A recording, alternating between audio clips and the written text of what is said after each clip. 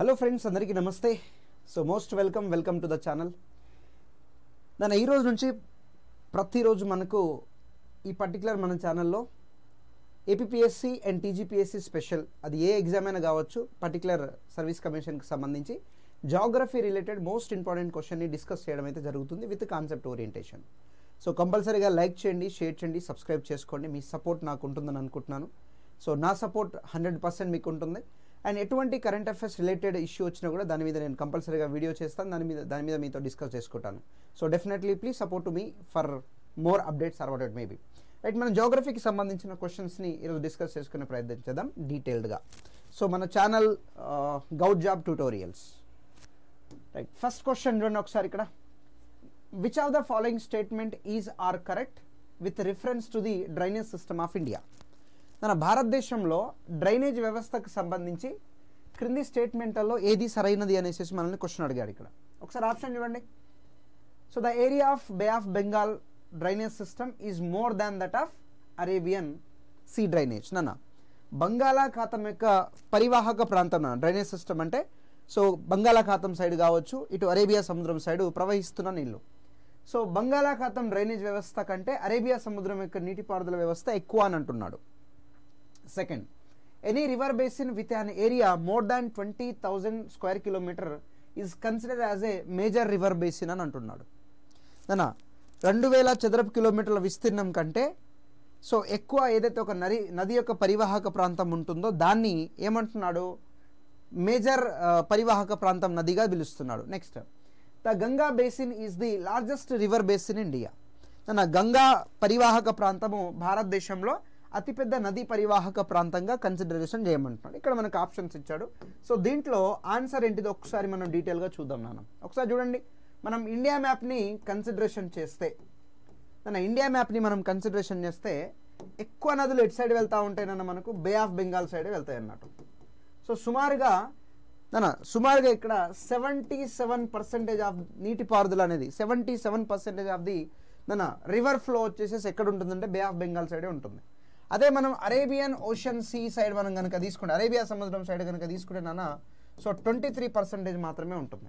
మరి ఏమేమి నదులు మనకు బంగాళాఖాతం సైడ్ వెళ్తూ ఉన్నాయి? టాప్లో మనము హుగ్లీ నది దగ్గర నుంచి మొదలు పెడితే, హుగ్లీ తర్వాత ఇమీడియట్గా సుబర్ణరేఖ తర్వాత బ్రాహ్మిణి తర్వాత మహానది తర్వాత నాగావళి, వంశధార, గోదావరి, కృష్ణ, పెన్నా, తర్వాత Palar river, Kaveri and then Vaigai. ఈ నదులన్నీ బే ఆఫ్ బెంగాల్ సైడ్ పోతాయి. అదే మనము అరేబియన్ సీ సైడ్ మనం కనుక తీసుకుంటే ఇటు సైడ్ పై నుంచి తీసుకుంటే ఆరావళి పర్వతాల దగ్గర నుంచి వస్తున్న లూని అండ్ సబర్మతి. లూని వచ్చేసేసి రన్ ఆఫ్ కచ్లో ఆగిపోతుంది, అది ముందుకెళ్ళదు. తర్వాత Sabarmati Gulf of Kutch, Gulf of Khambhat, Mahi నది, నర్మదా, తపతి, ఇవన్నీ గల్ఫ్ ఆఫ్ కంబట్ దగ్గర మనకు జాయిన్ అయిపోతాయి అరేబియా సముద్రం. తర్వాత గోవా నుంచి మాండోవి, జువారి, కర్ణాటక నుంచి కలిండి, శరావతి, నేత్రావతి. అదే మనం కింద మనం కేరళ తీసుకున్నాం అనుకోండి అన్న, సో ఏమొస్తుంది మనకు? భరత పూజ, పెరియారు, పంబ, ఈ నదులు ఇటు కలుస్తున్నాయి. అంటే ఇక్కడ ఏమంటున్నాడు? The area of bay of Bengal drainage system is more than that of Arabian sea. అది కరెక్టే కదా? అరేబియా సముద్రం సైడ్ వచ్చే నదీ పరివాహక ప్రాంతం కంటే బే ఆఫ్ బెంగాల్ సైడ్ వెళ్తున్న నదీ పరివాహం అనేది మనకు ఎక్కువగా అనేసి అడుగుతున్నాడు కదా.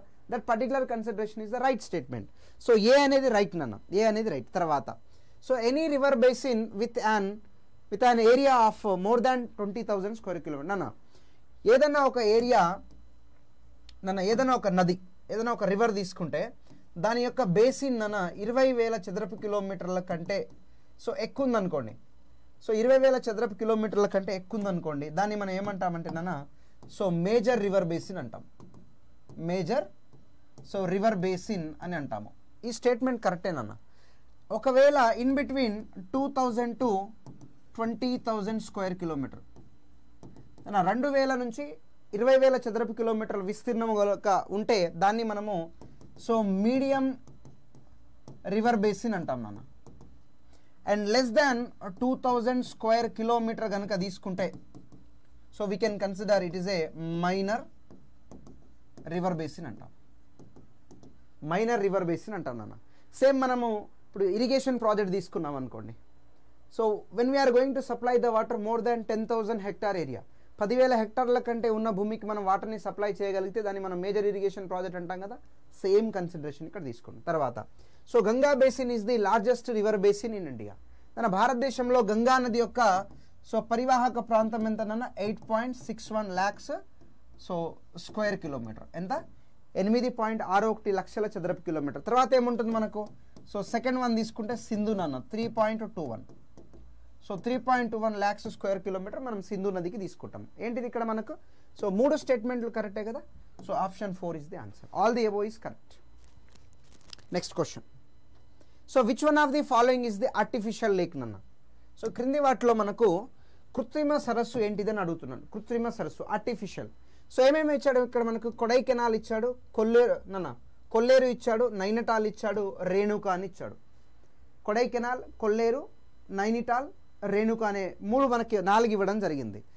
దీంట్లో ఆర్టిఫిషియల్ లేక్ కనుక మనం కన్సిడర్ చేస్తే 1 by 1 రాద్దాం ఒకసారి. So first one is the Kodaikanal. Kodaikanal కనుక తీసుకుంటే మనకు తమిళనాడులో ఉంటుంది. ఇది ఆర్టిఫిషియల్ ఆర్టిఫిషియల్ లేక్ అంటే కృత్రిమ సరస్సు. ఎలా ఏర్పడుతుంది కృత్రిమ సరస్సు కనుక తీసుకుంటే? ఫర్ ఎగ్జాంపుల్ ఇప్పుడు ఏదైనా ఒక రివర్ ట్రావెల్ ఇలా ఒక నది ప్రవహిస్తుంది అనుకుందాం. ఈ నదికి అడ్డంగా మనం ఏదైనా ఒక డ్యామ్ కట్టామే అనుకున్నాం. మనం డ్యామ్ కట్టినప్పుడు ఆబ్వియస్ మనకేమవుతుంది? వెనక నీళ్ళనే ఆగిపోతాయి కదా. సో దీన్నే మనము రిజర్వాయర్ అంటాం. సో ఇది లార్జ్ టైప్లో ఉంటుంది కాబట్టి దీన్ని మనము సో లేక్ అంటాం. ఇలా ఏర్పడిన దాన్ని మనము ఏమంటున్నాం నాన్న? సో ఆర్టిఫిషియల్ లేక్ అంటాము. సో లార్జెస్ట్ దాన్ని మ్యాన్ మేడ్ లేక్ కూడా అని వచ్చిన largest so man made lake in India. భారతదేశంలో అతిపెద్ద మ్యాన్ మేడ్ మానవ నిర్మిత సరస్సు ఏదంటే so Govind Ballabh Pant Sagar. So Govind Ballabh Pant Sagar Govind Ballabh Pant Sagar so ఇండియాలో అతిపెద్ద మ్యాన్ మేడ్ లేక్గా మనం కన్సిడరేషన్ చేస్తాం. ఎక్కడ ఉంది మనకు? సో యూపీలో ఉంటుంది on so Rihand river Rihand నదిపై. యూపీలో మనకు రిహాండ్ నది పైన కనిపిస్తుంది. ఇక రిమైనింగ్ కనిపించే అన్నీ మనకు దీనికి ఆన్సర్ ఇదే. సో నైనిటాల్ కనుక తీసుకుంటున్నా ఉత్తరాఖండ్లో కనిపిస్తూ ఉంటుంది. Is natural lake so natural fresh water lake మంచినీటి సరస్సు. రేణుకా కనుక తీసుకుంటున్నా హిమాచల్ ప్రదేశ్లో కనిపిస్తుంది. కొల్లేరు తీసుకుంటే మనకు ఆంధ్రప్రదేశ్. ఇవి కూడా ఫ్రెష్ వాటర్ లేకే. ఇవి కూడా మనకు ఫ్రెష్ వాటర్ లేకే. You have to remember. ఓకేనా? సో మనకు టైప్స్ ఆఫ్ లేక్లో రకరకాలు ఉంటాయి ఇప్పుడు ఫర్ ఎగ్జాంపుల్ ఫ్రెష్ వాటర్ తీసుకుంటాం. Fresh water lake, salt water lake, brackish water అంటాం సో బ్రాకిష్ వాటర్ లేక్ అంటే so fresh water plus salt water. అదేంది సార్? అన్ని సాల్ట్ వాటర్ ఫ్రెష్ వాటరే కదా బేసికల్గా రివర్ వెళ్ళి సముద్రంలో కలుస్తుంది, కానీ సముద్రం వచ్చే రివర్లో కలిసింది అనుకోండి, దాన్ని బ్రాకిష్ వాటర్ అంటాం మనం. Example Chilika lake. మీరు గూగుల్ తల్లిని అడిగారనుకోండి, so largest brackish water lake in Telugu అని ఇంగ్లీష్లో టైప్ చేసి తెలుగులో ట్రాన్స్లేట్ కొట్టారనుకోండి, అతిపెద్ద ఉప్పు నీటి సరస్సు ఏదని ఇస్తుంది అది. అప్పుడు చిలుకా కాదు కదా. అతిపెద్ద ఉప్పు నీటి సరస్సు ఏంటిది మనకు? సాంబార్ లేక్. ఆ కన్సిడరేషన్ గుర్తుపెట్టుకోండి. తర్వాత మనకు ఇక్కడ ఆక్స్బో లేక్ అంటాం మనం. ఆక్స్బో లేక్, మెండ్రన్స్ లేక్ కూడా అనొచ్చు దీన్ని. మెండ్రన్స్ లేక్ అంటే ఒక నది అనేది వంకర టింకర ప్రవహించినప్పుడు మనకు ఏర్పడేదాన్ని మనం ఆక్స్బో లేక్ అంటాం. జీలం నది ఉలార్ లేక్ క్రియేట్ చేస్తుంది తర్వాత మనకు crater lake. So crater lake అంటే లోనార్ లేక్, ఎక్కడ? మహారాష్ట్రలో. ఒక oxbow lake, crater lake, tectonic lake కూడా ఉంటుంది టెక్టానిక్ లేక్. సో పలక విరూపకాలు కదిలినప్పుడు ఏర్పడే లేక్, అది ఇదే అన్నట్టు. సో ఇవి మనకు types next. So which are the following statement is are correct with reference to the river Yamuna? Yamuna నదికి సంబంధించిన ఈ పర్టికులర్ కన్సిడరేషన్కి ఒక క్వశ్చన్ అడుగుతున్నాడు. చూడండి ఒకసారి. It rises near the Kailash Manasa Sarovar lake near Tibet. టిబెట్లోని మానస సరోవర్ లేక్ దగ్గర మనకు ఆరిజినేట్ అవుతుంది అనేసి అంటున్నాడు. అక్కడ ఆరిజినేట్ అవుతుందని అంటున్నాడు. తర్వాత Chambal, Sindh, Betwa are the left bank tributaries of the Yamuna. Chambal కానీ సింధ్ కానీ బెత్వా, సింధు కాదు సింధ్, ఇవి యమునా నదికి ఎడమ ఉపనదులు అని చెప్తున్నాడు. తర్వాత Yamuna is the second longest tributary of Ganga. Ganga నదికి యమునా నది వచ్చేసేసి రెండో పొడవైన నది అని చెప్తున్నాడు. తర్వాత Yamuna basin is larger than the basin of Chambal. తన చంబల్ బేసిన్ కంటే యమునా బేసినే పెద్దది అనేసి చెప్తున్నాడు. తన ఈ పర్టికులర్ పాయింట్ ఆఫ్ వ్యూలో ఆన్సర్ చేయండి ఒకసారి. What is that answer here? So దీంట్లో మనకు ఆన్సర్ ఏమై ఉంటుంది ఒకసారి మాట్లాడదాం. నన్ను యమునా రివర్ ఎక్కడ ఆరిజినేట్ అవుతుంది నాన్న? సో యమునా వచ్చేసేసి మనకు యమునోత్రి. నన్ను యమునా వచ్చేసేసి మనకు యమునోత్రి దగ్గర ఆరిజినేట్ అవుతుంది. అదొక పాయింట్. అదే మనం ఫర్ ఎగ్జాంపుల్ ఇది గంగా నది నాన్న, ఇది యమున. అది గంగా నది, ఇది యమునా నది. మనం దానికి సంబంధించిన ఉపనదులు అడిగాడు కదా, చంబల్, సింధ్, బెత్వా అండ్ కెన్. ఈ 4 నదులు ఛోటా నాగపూర్ పీఠభూమి నుంచి ఆరిజినేట్ అవుతున్నాయి. ఈ 4 నదులు ఛోటా నాగపూర్ పీఠభూమి సైడ్ నుంచి ఆరిజినేట్ అవుతుంది. అంతే తప్ప లెఫ్ట్ ట్రిబ్యూటరీ అన్నాడు. ఇది లెఫ్ట్ కాదు నాన్న, ఇవి రైట్ ట్రిబ్యూటరీస్. అంటే ఈ స్టేట్మెంట్ కూడా రాంగేగా. Next Yamuna is the second longest tributary అంటున్నాడు. యమునా అనేది సెకండ్ లాంగెస్ట్ ట్రిబ్యూటరీ కాదు నాన్న, it is the first longest tributary. భారతీయ నదీ వ్యవస్థ అంటాం. భారతీయ నదీ వ్యవస్థ అంటే ఇండియన్ రివర్ సిస్టమ్ అంటే ఏంటిది నాన్న? So every river flow through the India, భారతదేశం నుంచి ప్రవహించాలి. ఇండియన్ రివర్ సిస్టంలో పొడవైన నది ఏంటిది? That is the Brahmaputra. So longest tributary ఏంటిది? సట్లెజ్, భారతీయ నదీ వ్యవస్థలో. అదే భారతదేశంలో పుట్టిన నదులలో పొడవైన నది ఏంటిది?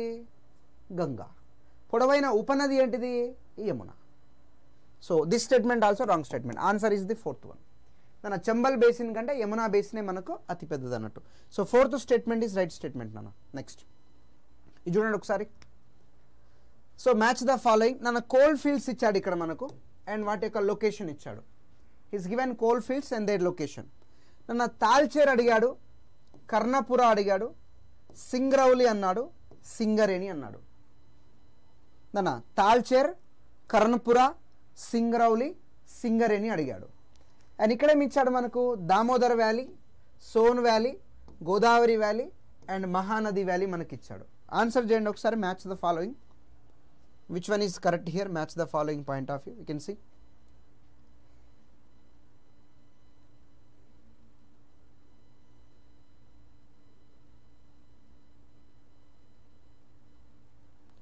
సో చూడండి ఒకసారి నాన్న, సింపుల్గా సింగరేణి ఎక్కడ ఉంటుంది?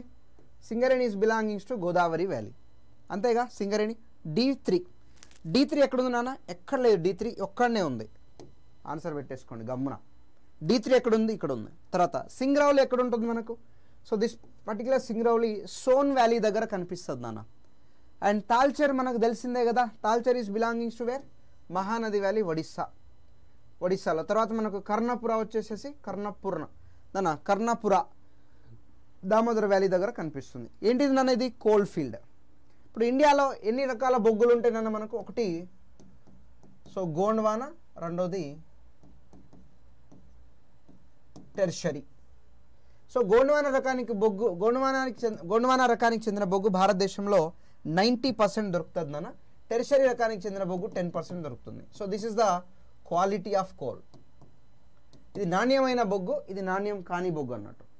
బొగ్గులో మనకు 4 రకాలు ఉంటాయి. ఒకటి ఆంథ్రసైట్. కార్బన్ పర్సంటేజ్ 80 నుంచి 95% ఉంటుంది. ప్యూరెస్ట్ ఫామ్ ఆఫ్ ది కోల్గా దీన్నే మాట్లాడతాం. Second so bituminous coal carbon content 60 నుంచి 75% ఉంటుంది నాన్న. తర్వాత తీసుకుంటే లిగ్నైట్ తీసుకుంటే మనకు కార్బన్ యొక్క పర్సంటేజ్ 50% ఉంటుంది నాన్న. 4th వన్ కనుక తీసుకుంటే పీట్. కార్బన్ యొక్క పర్సంటేజ్ 10 నుంచి 40%గా మనకు కనిపిస్తూ ఉంటుంది. సో దీంట్లో purest form of the coal ఏంటిది మనకు? Anthracite purest form. సో ఇండియాలో అత్యధికంగా లభించే బొగ్గు బిటమిన్. Max in India. ఏం లభిస్తుందన్న? Max in India. ఇండియాలో అత్యధికంగా మనకు లభించే బొగ్గు ఏంటిది? సో బిటమినస్ టైప్ ఆఫ్ ది కోల్గా మనం కన్సిడర్ చేస్తాము. First coal field. So first coal field మొదటి బొగ్గు గని 1774లో రాణిగంజ్ మన వెస్ట్ బెంగాల్లోని రాణిగంజ్లో ఐడెంటిఫై చేయడం జరిగింది ఫస్ట్ కోల్ ఫీల్డ్. అదేవిధంగా నాన్న లార్జెస్ట్ కోల్ ఫీల్డ్, మన లార్జెస్ట్ కోల్ ఫీల్డ్ కనుక తీసుకుంటే ఝరియా, ఎక్కడన్నా జార్ఖండ్. మన జార్ఖండ్లోని ఝరియా వచ్చేసేసి largest coal field. Maximum coal deposit నాన్న, మ్యాక్సిమం కోల్ డిపాజిట్ కనుక తీసుకుంటే సో దామోదర్ లోయ ఎక్కడ ఉంటుంది? Jharkhand plus west Bengal. నాన్న జార్ఖండ్ ప్లస్ వెస్ట్ బెంగాల్ని కలిపి దామోదర్ వ్యాలీ వచ్చేసేసి మనకు మ్యాక్సిమం కోల్ డిపాజిట్. ఓకేనా? So all about this particular consideration. So ఇది చూడండి ఒకసారి. Which are the following statement is are correct with reference to the development of air transportation in India. మన air transportation in ఇండియాకి సంబంధించి question అడుగుతున్నాడు. First air mail operation was started in 1931 between Allahabad and Naini. మన అలహాబాద్ నైని మధ్య 1931లో మొదటి air mail operation ప్రారంభమైందంట. Air transport was nationalised in 1975. 1975 సంవత్సరంలో మన ఎయిర్ ట్రాన్స్పోర్ట్ అనేది జాతీయకరణమైందని అంటున్నాడు. Pawan Hans limited was started in India for the providing tourist services in hill area. మన పవన్ హన్స్ అనేది పర్వత ప్రాంతంలో టూరిస్టుల కోసం, పర్యాటకుల కోసం కేటాయించిన ప్రోగ్రామ్ అని అంటున్నాడు. తర్వాత so open sky policy has been adopted by the India for helping Indian defence services. నాన్న ఓపెన్ స్కై విధానం అనేది భారతీయ రక్షణ వ్యవస్థ కోసం తీసుకొచ్చిన ఒక విధానం, ఒక సేవ అనేసి చెప్తున్నాను నాన్న. దీంట్లో చూడండి. సో ఏమడిగాడు ఇక్కడ? కరెక్ట్ స్టేట్మెంట్ అడుగుతున్నాడు. నాన్న ఫస్ట్ ఎయిర్ ఆపరేషన్ కనుక మనకు ఐడెంటిఫై చేస్తేనన్నా ఇట్ ఈస్ 1911 సంవత్సరంలో మనం ఐడెంటిఫై చేయడం జరిగింది. ఆ స్టేట్మెంట్ రాంగ్ స్టేట్మెంట్ అన్న. Air transport was nationalised in 1975. ఇది 1954లో మనకు నేషనలైజ్ చేయబడింది నాన్న. అండ్ పవన్ హన్స్ అనేది నాన్న కొండ ప్రాంతాల్లో తీసుకొచ్చిన ఒక సర్వీస్ అనేది రైట్ స్టేట్మెంట్. కానీ ఆపరేషన్ స్కై పాలసీ అనేది నాన్న డిఫెన్స్ వాళ్ళ కోసం తీసుకొచ్చింది కాదు. సో దేనికోసం? For so cargo and so commercial aviation. మన కార్గో అండ్ కమర్షియల్ ఏవియేషన్ కోసం తీసుకొచ్చిన ఒక పాలసీ అన్నట్టు ఇది. So third statement right statement అన్న. So next match the following అడిగాడు నాన్న. ఇక్కడ ఒకటి భాక్రా ప్రాజెక్ట్స్ అడిగాడు. ఒక సైడ్ వచ్చేసేసి మనకు లిస్ట్ ఇచ్చాడు. Bhakra Nangal project, Hirakud dam, Nagarjuna Sagar dam, Gandhi Sagar dam. ఇక్కడ Krishna, Sutlej, Chambal, Mahanadi. Match the following అడుగుతున్నాడు. నన్ను సింపుల్గా మనకు తెలిసిందే కదా. నాగార్జున సాగర్ తీసుకుంటే ఎక్కడ ఉంటుంది? కృష్ణా రివర్ పైన ఉంటుంది. నాగార్జున సాగర్ అని కృష్ణా రివర్. తర్వాత భాక్రా నంగల్ తీసుకుంటే సట్లేజ్. ఓకే, హిరాకుడ్ డ్యామ్ తీసుకున్నాం అనుకోండి మహానది పైన ఉంటుంది. గాంధీ సాగర్ తీసుకుంటే చంబల్ నది పైన ఉంటుంది. చంబల్ రివర్ ఆరిజినేట్ ఎక్కడ మనకు? మధ్యప్రదేశ్. మహానది ఛత్తీస్గఢ్. సట్లేజు టిబెట్. కృష్ణ మహారాష్ట్ర. కృష్ణ ఎక్కడన్నా? Maharashtra consideration. What is answer? So ఏ వచ్చేసేసి 2, A2, B4. Yeah, option 2 is the answer నాన్న. ఆప్షన్ 2 వచ్చేసేసి ఈ పర్టికులర్ కన్సిడరేషన్కు మనకు ఆన్సర్గా మనం ఐడెంటిఫై చేయడం జరుగుతుంది. How to remember? So Gandhi Sagar Chambal నది పైన ఉంటుంది నాన్న. ఇక్కడ మధ్యప్రదేశ్లో. అదే చంబల్ నది పైన మనకు రాజస్థాన్లో జవహర్ సాగర్, రాణా ప్రతాప్ సాగర్ అండ్ తర్వాత మనకు కోటా బ్యారేజ్ కూడా మనకు కన్సిడరేషన్ ఉంటుంది. And Bhakra Nangal is belongings to Himachal Pradesh నాన్న. ఒకవేళ మీకు భాక్రా ప్రాజెక్ట్ అని అన్నాడు అనుకోండి, అది హిమాచల్ ప్రదేశ్లో ఉంటుంది. ఒకవేళ మీకు నంగల్ ప్రాజెక్ట్ అని అన్నాడు అనుకోండి, అది పంజాబ్లో ఉంటుంది. సపరేట్ అడిగితే so Punjab as well as the Himachal ప్రదేశ్గా మనం కన్సిడరేషన్ అనేది సో చేయడం జరుగుతుంది. ఒకవేళ మీరు కాంబినేషన్లో అడిగాడు అనుకోండి, so definitely we give the answer that is a Sutlej. So one of the world highest gravity డ్యామ్గా మనం దాన్ని ఐడెంటిఫై చేస్తాము. హిరాకుడ్ డ్యామ్ వచ్చేసేసి మనకి ఏంటిది లాంగెస్ట్ డ్యామ్గా మనం కన్సిడర్ చేస్తాము. Nagarjuna Sagar one of the masonry డ్యామ్గా మనం కన్సిడరేషన్ చేస్తాం అన్నట్టు. సో ఈ కన్సిడరేషన్స్ని గుర్తుపెట్టుకోండి అన్న. Yeah, so this is a today session అన్న. Thank you so much for your presence. Video చూసిన మిత్రులందరికీ చాలా థ్యాంక్స్. దాని మీకు ఇదే విధంగా క్వశ్చన్స్ ఉంటాయి, వీటికి ఎక్స్ప్లెనేషన్ కూడా ఉంటాయి. సో అప్కమింగ్ సెషన్స్లో నేను మ్యాక్సిమం 1 hour వరకు పెట్టడానికి ప్రయత్నిస్తాను. కంపల్సరీగా మీకు హెల్ప్ఫుల్ అవుతుందని అనుకుంటున్నాను, ఎందుకంటే అది ఇంపార్టెంట్ క్వశ్చన్, ఎక్స్పెక్టెడ్ క్వశ్చన్స్ కూడా. సో లైక్ చేయండి, షేర్ చేయండి, ఛానల్ని సబ్స్క్రైబ్ చేసుకోండి. కంపల్సరీగా మీ సపోర్ట్ ఉంటుందని అనుకుంటున్నాను. సో ఫర్ మోర్ వీడియోస్ కోసం కంపల్సరీగా మన ఛానల్ అయితే సబ్స్క్రైబ్ చేసుకోండి, మీ ఫ్రెండ్స్కి కూడా షేర్ చేయండి. And thank you so much. Bye bye.